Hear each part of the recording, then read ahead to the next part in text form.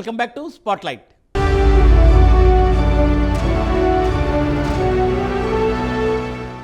కాంగ్రెస్ చరిత్రలోనే అత్యంత ఖరీదైన ఎన్నికలు ఎక్కడ జరిగాయి? సాంప్రదాయ రాజకీయాలకు భిన్నమైన వ్యూహాలను కాంగ్రెస్ పార్టీ అమలు చేసిందా? ఒక్కొక్క అభ్యర్థి ఏ మేరకు ఖర్చు పెట్టారు? దేశంలో ఇటీవల జరిగిన ఎన్నికలలో అత్యంత ఖరీదైన ఎన్నికలు ఎక్కడ జరిగాయి?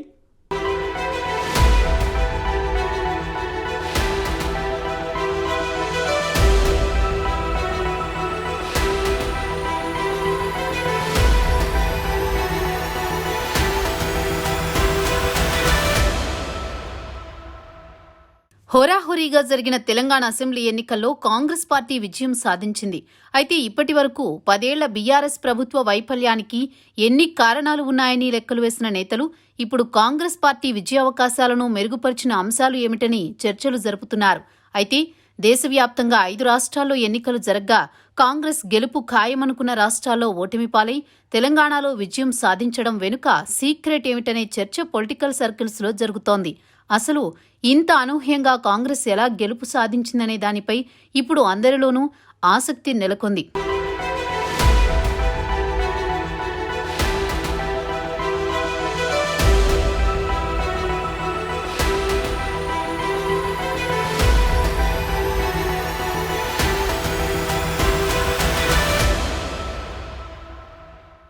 వాస్తవానికి దేశంలో చాలా రాష్ట్రాల్లో ఖరీదైన ఎన్నికలే జరుగుతున్నాయి.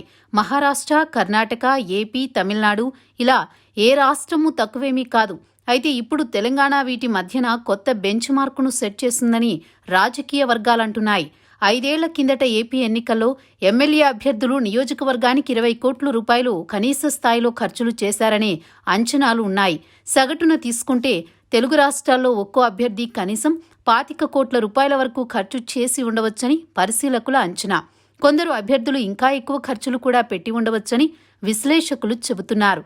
అయితే ఈసారి మాత్రం దేశంలోని అన్ని రాష్ట్రాల ఎన్నికల ఖరీదును తెలంగాణ కాంగ్రెస్ తన పేర రాసుకుందని అంటున్నారు.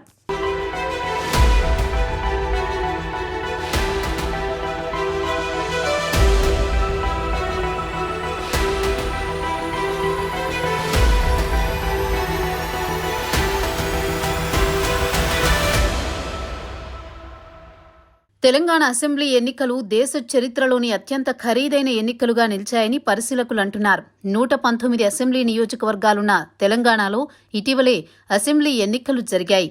ప్రధానంగా 3 పార్టీలు పోటీపడ్డాయి.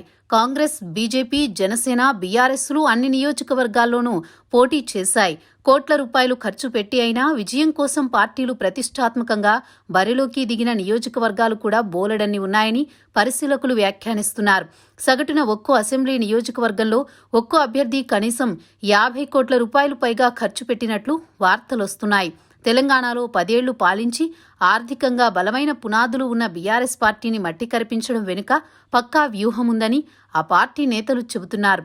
తెలంగాణ అసెంబ్లీ ఎన్నికల్లో సాంప్రదాయ రాజకీయాలకు భిన్నమైన వ్యూహాలను కాంగ్రెస్ అమలు చేసినట్టు ప్రతిపక్ష నేతలు అంటున్నారు.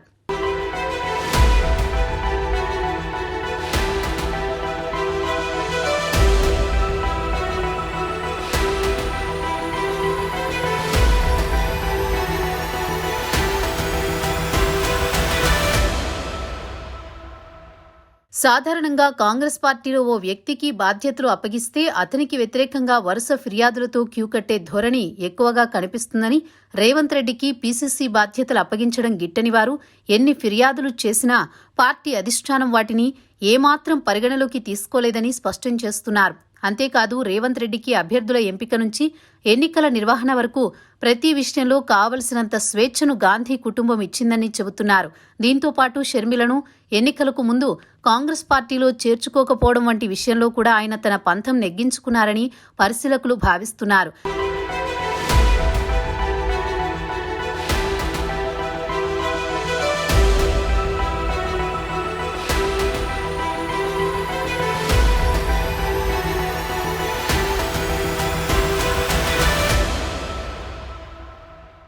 ఇక తెలంగాణ అంతటా బీఆర్ఎస్కి ఎదురుగాలి వీస్తోందనే విషయాన్ని ఎప్పటికప్పుడు తెలుసుకోగలిగారు.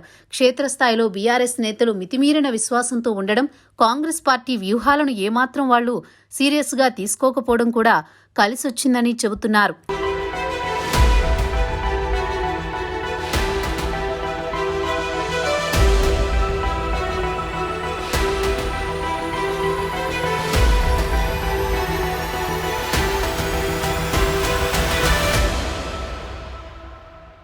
తెలంగాణ అసెంబ్లీ ఎన్నికల్లో అభ్యర్థులకు కాంగ్రెస్ అధిష్టానం అండగా నిలవడం అత్యంత కీలకమైన విషయమని ఆ పార్టీ నేతలు చెబుతున్నారు.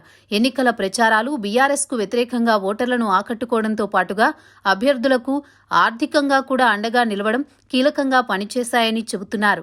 ఈ మొత్తం వ్యవహారంలో కాంగ్రెస్ పార్టీ అధిష్టానంతో పాటు పీసీసీ అధ్యక్షులు రేవంత్ రెడ్డి కృషి ఎనలేనిదని చెబుతున్నారు.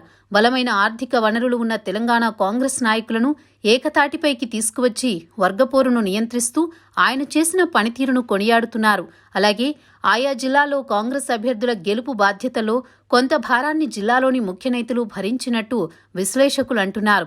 అనధికారిక లెక్కల ప్రకారం 2018 ఎన్నికలతో పోలిస్తే 2023 అసెంబ్లీ ఎన్నికల్లో కాంగ్రెస్ అభ్యర్థుల వ్యయం గణనీయంగా పెరిగినట్టు రాజకీయ వర్గాల్లో వాదనలు బలంగా వినిపిస్తున్నాయి.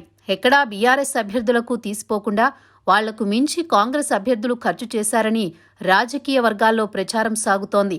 గత ఎన్నికల కంటే తాజా ఎన్నికల్లో వ్యయం భారీగా పెరిగిందని, పోటీలో ఉన్న ప్రతి అభ్యర్థికి వారి ఆర్థిక అవసరాలను తీర్చడంలో కాంగ్రెస్ పార్టీతో పాటు స్థానిక నాయకత్వం కూడా అండగా నిలిచిందని చెబుతున్నారు.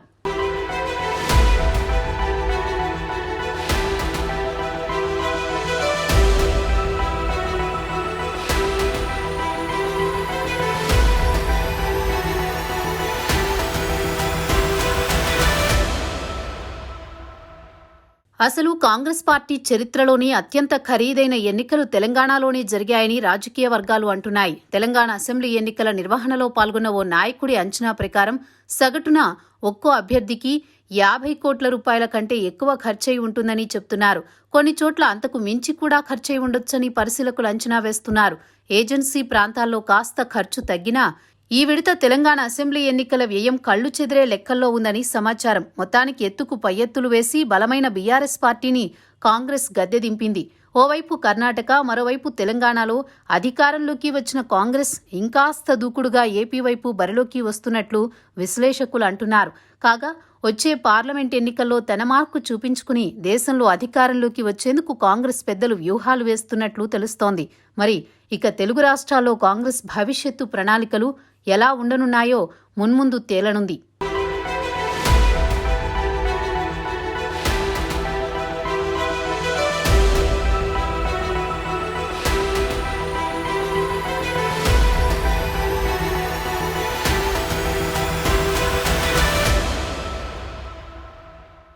కొత్త సీఎంగా రేవంత్ రెడ్డి వచ్చిన తర్వాత దూకుడుగా దూసుకుపోతున్నారు. గత ప్రభుత్వ హయాంలో జరిగిన అవకతవకలపై సమీక్షలు కూడా చేస్తున్నారు.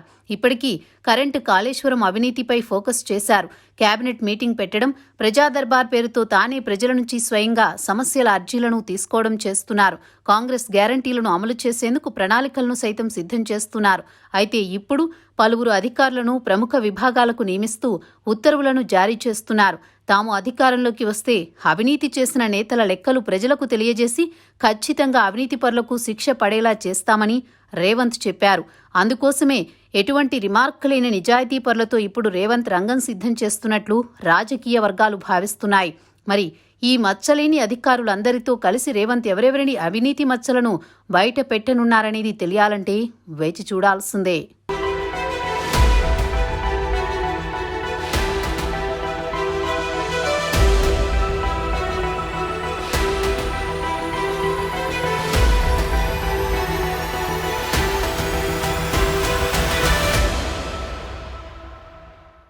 ప్రత్యేక తెలంగాణ వచ్చినప్పటి నుండి ఇప్పటి వరకు 2 సార్లు అధికారంలోకి వచ్చిన బీఆర్ఎస్ మూడవసారి కూడా అధికారం చేజిక్కించుకుని హ్యాట్రిక్ కొట్టాలని చూసింది. కానీ ఇన్నాళ్లు తమలో ఉన్న వర్గపోరును జయించి బీఆర్ఎస్పై ఉన్న ప్రజా వ్యతిరేకతను కాంగ్రెస్ నేతలు అదనుగా చేసుకున్నారు. నాయకులంతా ఏకతాటిపైకి వచ్చి ఖర్చుకు ఎక్కడా వెనుకాడకుండా కాంగ్రెస్ గెలుపునకు కృషి చేశారు. మరి ఇదే ఫార్ములా భవిష్యత్తులో ఏపీ అలాగే ఇతర రాష్ట్రాల్లో జరగబోయే ఎన్నికల్లో అమలు చేస్తారా అన్నది తేలాల్సి ఉంది. ఇది ఇవాల్టి స్పాట్లైట్. నమస్తే.